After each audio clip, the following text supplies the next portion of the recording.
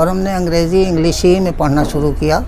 Lecture भी, class जो section थे, एक हिंदी सेक्शन, एक इंग्लिश, हमने इंग्लिश सेक्शन ज्वाइन कर लिया। शुरू में परेशानी हुई लेकिन फिर कवरअप हो गया। हमारे एक टीचर थे, वो पर्शियन और अरबिक और फ्रेंच, वो डिपार्टमेंट यूनिवर्सिटी का जो था उसमें वो हेड भी हुए। उन्होंने कहा कि मियाँ, तुम अगर अंग्रेज़ी सीखना चाहते हो तो अखबार इंग्लिश का पढ़ो और उसका एडिटोरियल पढ़ा करो, और उसके जो आर्टिकल्स आते हैं उनको, अंग्रेज़ी कोई ज़ुबान ग्रामर से नहीं सीखी जाती, ग्रामर से कोई लैंग्वेज नहीं सीखी जा सकती। तो माहौल से, एनवायरनमेंट से आदमी ज़ुबान सीखता है। बच्चा माँ के गोद में रहता है, कोई ग्रामर नहीं पढ़ता है, ज़ुबान सीख जाता है वो। तो ज़ुबान ग्रामर से नहीं आती। तो बहरहाल हमने कोशिश की तो हो गया। बहरहाल फिर हम गुवाहाटी यूनिवर्सिटी चले गए, 2.5 साल वहाँ भी रहे। फिर करीम सिटी कॉलेज आ गए, 18 साल यहाँ काम किया। फिर उसके बाद कबीर ट्रस्ट बना और उससे हम एसोसिएट हो गए।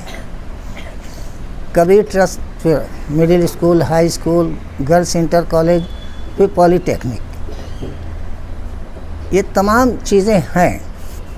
लेकिन इनको समझने के लिए पहले आपको ये समझना चाहिए, और इस भारत में हम लोग इतने दिनों से रह रहे हैं मुसलमान, तो वो उनको अभी तक लोग समझ नहीं सके हैं अच्छी तरह से।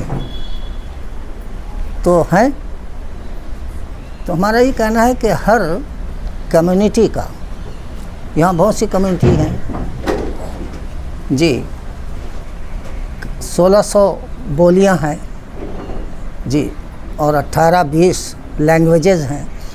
बोलियां 1600 हैं, 1600। सुप्रीम कोर्ट का आप जजमेंट पढ़ेंगे TMFI फाउंडेशन का, तो उसमें उन्होंने डिस्कस किया है इसको। तो लैंग्वेज और बोली में फ़र्क है।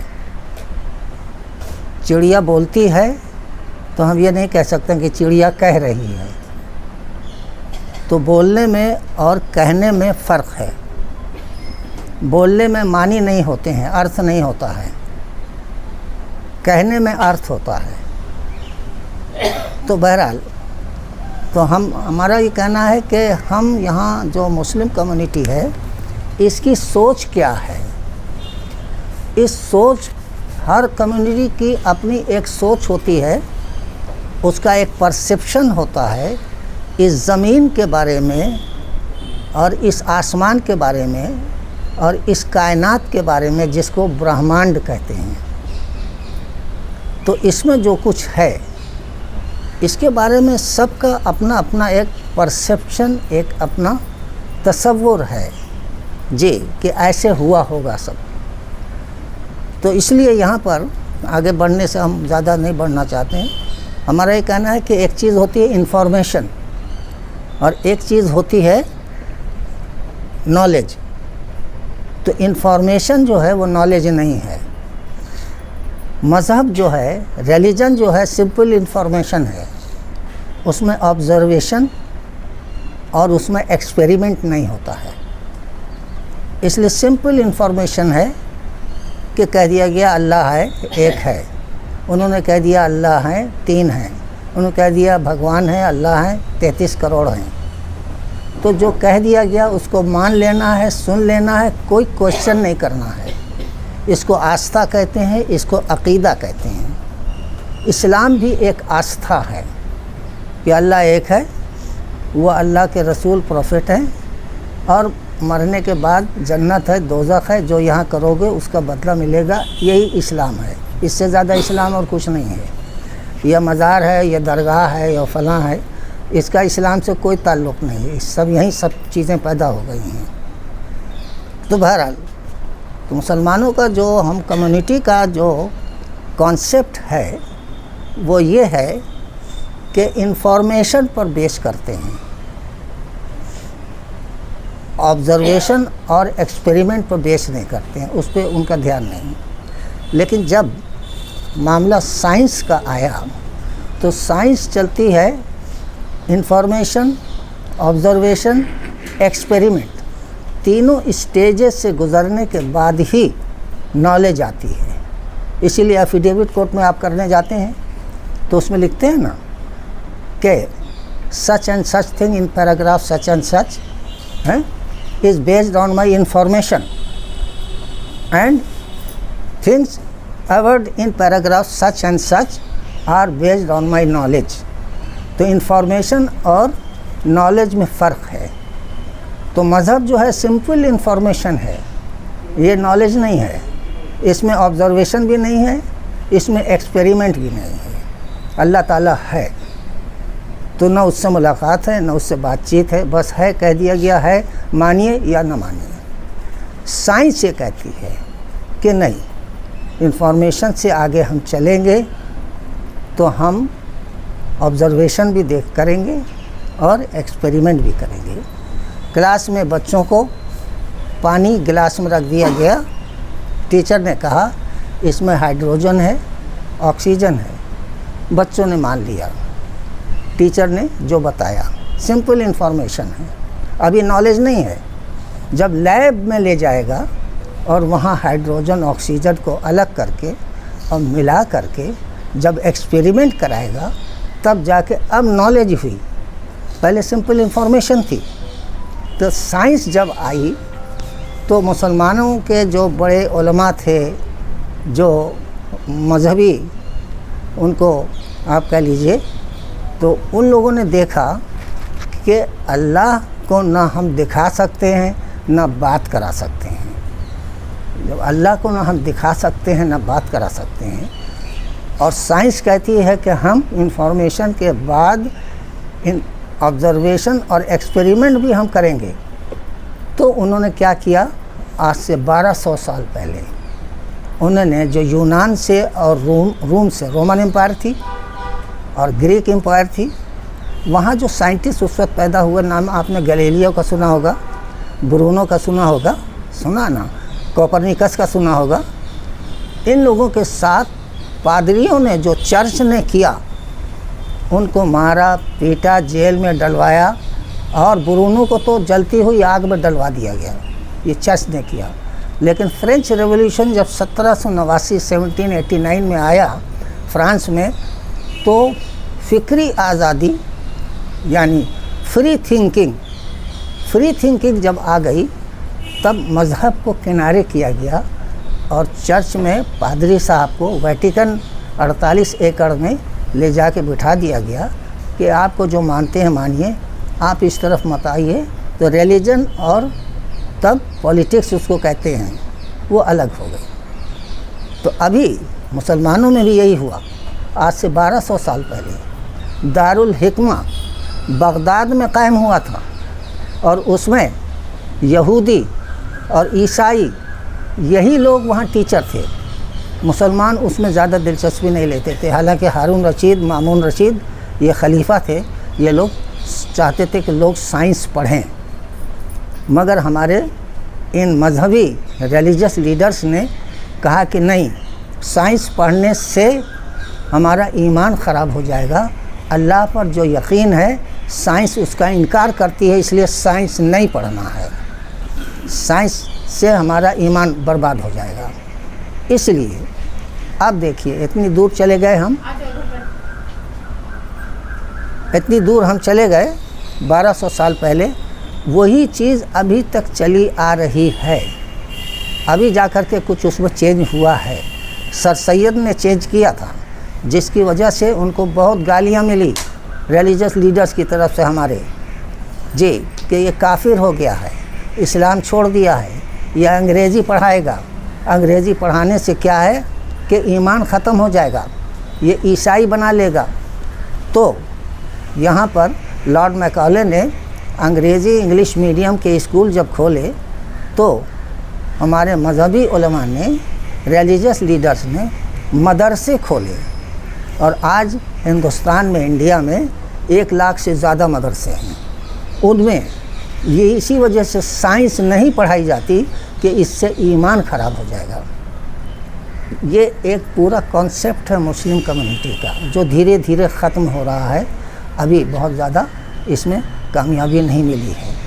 ہم جب یہاں پر آئے تو ہم نے یہ دیکھا کہ ہمارے حاجی عبدالحکیم تھے دھتگری کے دونی صابن والے، سیدھے سادے آدمی، وہ کچھ جانتے نہیں تھے پولی ٹیکنک کیا ہوتا ہے. تو ہم نے دیکھا کہ ان کو تمام مذہبی لیڈر گھیر کے بیٹھے ہوئے ہیں، مدرسوں کا چندہ لیتے ہیں، سارا پیسہ مدرسے میں چلا جا رہا ہے، اور وہاں سے جو بچے نکل رہے ہیں وہ کسی کام کے نہیں ہیں. ان کو کہیں کچھ ملتا ہی نہیں ہے، نہ کوئی گورنمنٹ سروس ملتی ہے، نہ کہیں ٹیچر ہو سکتے ہیں. زیادہ سے زیادہ مدرسے میں ٹیچر ہوں گے یا مسجد میں اذان دیں گے یا نماز پڑھائیں گے، اس سے زیادہ کچھ نہیں ہے. تو حاجی صاحب کو ہم نے سمجھایا کہ ہم لوگ کم از کم ایک ایسا ٹیکنیکل انسٹیٹیوٹ کھولیں کہ جس سے ہمارے بچے پڑھ کر کے نکلیں تو اس دنیا میں کچھ کر سکیں، ان کی اکنامک کنڈیشن ٹھیک ہو سکے. جی، تو اس طرح سے اس کی بنیاد پڑی 1981 میں. پھر اس کے بعد اب پیسے کی ضرورت تھی، پیسہ تو تھا نہیں. تب اتفاق سے ایسا ہوا کہ ایک جگہ سے 1 کروڑ روپیہ مل گیا، اسلامک ڈیولپمنٹ بینک جدہ سے یہ پیسے وہاں سے مل گئے. اب گورنمنٹ آف انڈیا نے فخر الدین علی احمد پہلے تھے، ان کو پہلے جدہ بھیجا، وہاں میٹنگ ہوئی. گورنمنٹ آف انڈیا نے کہا کہ پیسہ ہم کو دیجئے، ہم جس کو چاہیں گے دیں گے. تو انہوں نے انکار کر دیا کہ تب ہم آپ کو پیسہ نہیں دیں گے. تب پھر یہاں FCRA بنا، فارن کنٹریبیوشن ریگولیشن ایکٹ. اب یہ ہوا کہ اس سے جو رجسٹر ہوگا اسی کو آپ پیسہ دیجئے. اپلائی کیا گیا، رجسٹر ہوا، اور اس کے بعد یہ پیسہ وہاں سے آیا. تو یہ گورنمنٹ، سینٹرل گورنمنٹ کے کانسینٹ سے یہ پیسہ ملا، اسی سے زمین خریدی گئی، اسی سے عمارت بنی، اور اسی سے یہ کالج بن کر کے تیار ہوا. اب اس میں آپ سمجھیے کہ لوگوں نے، ہمارے ٹرسٹ میں 13 آدمی تھے، ان لوگوں نے تو مدد کی ہی، اور اس کے ساتھ ساتھ جن لوگوں نے اس میں مدد کی آپ دیکھیے ان کا نام لوگ نہیں جانتے ہیں، لیکن ہم نے سب لکھ کے رکھا ہے. اس میں ٹیلکو کے BK گھوش صاحب بڑی مدد کیا، انہوں نے آ کے کلاس لیتے تھے شروع میں جب ریکگنیشن نہیں ہوا تھا. CD سنہا صاحب کو جانتے ہوں گے جی، انہوں نے بڑی مدد کی. پھر اس کے بعد آپ کے technical education, ministry of technical education کے وزیر جھا جی تھے، انہوں نے بڑی مدد کی، بغیر کوئی پیسہ ایسا لیے، کچھ نہیں، ایسی مدد کیا. پھر engineering college Banaras Hindu university کے بنسل صاحب ہیڈ تھے میکینیکل کے، وہ آئے، انہوں نے بلڈنگ وغیرہ دیکھ کے کہا کہ نہیں ٹھیک ہے. ان کی رپورٹ سے اس کو پھر نو آبجیکشن بھی ملا، اور اس کو AICTE سے منظوری بھی ملی. اور یہی آخر میں جھارکھنڈ گورنمنٹ میں جو technical, ministry of technical education کی سیکریٹری تھی راج بالا ورما IAS، یہاں طبیت صاحب تھے نا چائباسا کے، تو انہی کی بیوی تھی. انہوں نے ہم کو بلایا اور کہا کہ تمہارا کالج بہت اچھا ہے، تم کو کیا چاہیے. تو ہم نے کہا ہم کو مائنورٹی اسٹیٹس دیجیے اور ہم کو 50% سیٹ دیجیے. سپریم کورٹ کا ججمنٹ ہے کہ 50% مسلم کمیونٹی کے بچے آئیں گے. تو اس طرح سے راج بالا ورما صاحبہ نے ہماری مدد کی، اور یہ کالج بنا ہے، یہ چل رہا ہے. ابھی 2200 بچے ہیں، 200 اسٹاف ہے، اور گورنمنٹ سے کوئی ایڈ نہیں ملتی، فیس سے یہ چلایا جا رہا ہے. اور ابھی BTech بھی ہو گیا ہے جی، انجینئرنگ کالج، اور یونیورسٹی کے لیے ہم لوگوں نے اپلائی کر رکھا ہے، اور امید ہے کہ وہ بھی جلدی ہو جائے گی. یہی اس کی کہانی ہے، یہی اس کا قصہ ہے جو مختصراً ہم نے آپ کو بتا دیا. یہ تو وہاں کام کرتی ہیں؟ ہاں، میں وہاں امپلائی. اور ہم نے یہ کہہ رکھا ہے کہ اگر ترقی کرنا ہے تو اس میں کمیونٹی مت دیکھیے، اس میں ٹیلنٹ دیکھیے، ٹیلنٹ کو سلیکشن کر کے لائیے. اس میں ذات، برادری، علاقہ، جی یہ ہندو، یہ مسلم، یہ فلاں، جی یہ سب مت دیکھیے، ٹیلنٹ دیکھیے اور ٹیلنٹ لے کے آئیے، تب یہ کالج ترقی کرے گا اور آپ اس سے پورے ملک کا فائدہ پہنچا سکتے ہیں. یہی ہے، یہی اس کا قصہ ہے جو بہت ہی بریفلی ہم نے آپ کو بتایا ہے. کوئی اگر سوال ہے تو آپ کر سکتے ہیں. نہیں، میرا